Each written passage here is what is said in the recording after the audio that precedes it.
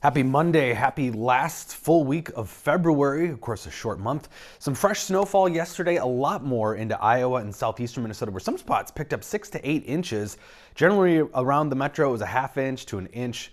Not very impressive and really kind of reinforcing this track we've had, these storm tracks we've had persistent through the winter where Omaha and Des Moines get a lot more snow. It's really starting to pile up in terms of seasonal totals. You can see those two distinct tracks. And also for February alone, snowfall accumulation days, Washington DC's had as many as we have. So it was a cold month, and that does typically mean that we don't see quite as much in the way of snowfall. But record heat in Asia and just reinforcing how climate is global and the total heat budget is what matters. Beijing hit 78 degrees in February. Now their average high is 42. That's like us hitting 78 or 80 in March, which we have done before, but that is really in record territory. And what's remarkable about that too, they have never even been in the upper 60s in a winter month before. So they shattered that.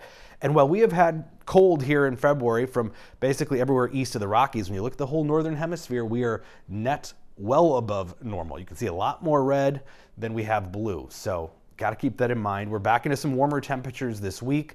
Today's just, of course, going to be gorgeous. And another sign from the Arctic, though, this is from Russia, the Barents Sea.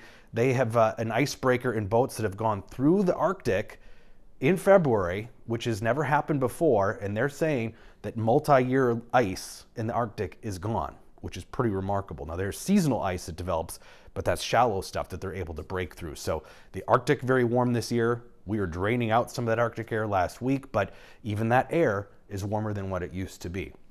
We do have a few disturbances this week, no big storms to speak of, but a little bit of snow and yes, maybe even a little bit of rain. The first system comes in later today where we might have an evening sprinkle around the area as a few showers already showing up on radar in North Dakota are going to be moving pretty quickly on this westerly zonal flow that's going to keep us mild this week, but it means every couple of days, at least a weak system comes in out of the west and northwest. So a couple of sprinkles maybe this evening. In northern Minnesota, it'll be cold enough for maybe a few light snow showers, but you can see mostly green here.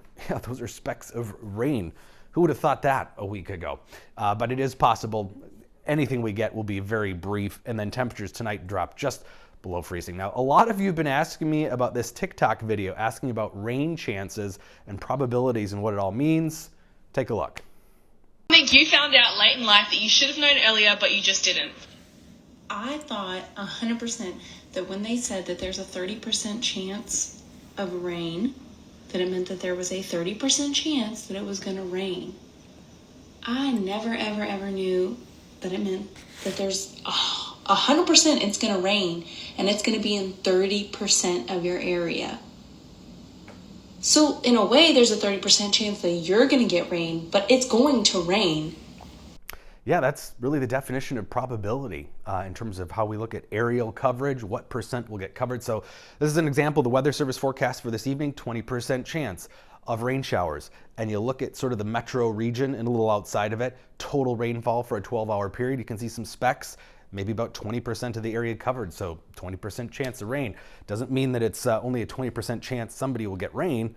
Means 20% of the area could see at least some light rainfall. So that system comes through this evening. Again, a minor disturbance. And then tomorrow, maybe a little rain-snow mix comes through midday into tomorrow night. Models kind of differing on accumulations. It does look like best bet of real accumulating snow is going to be in central and northern Minnesota, especially if the timing stays into the overnight hours tomorrow night, easier to accumulate. And then European model produces a system Saturday, Canadian model as well, the American model not so gung-ho about it just yet. So snow tomorrow starts maybe midday, and then as we head into the evening and overnight hours, it's all done by early Wednesday. Could pick up an inch or so, but again, it looks like central Minnesota the best bet of seeing some accumulations. This is the American model. 1 to 3 inch swath, in fact, for maybe Brainerd and into northwestern Wisconsin. Lighter accumulations further south, and again, it could be a mix here, but the European model further north and less aggressive with those snowfall totals. So either way, again, not a big system, but maybe a little fresh snow for some spots in northern Minnesota. Otherwise, near 40 degrees today,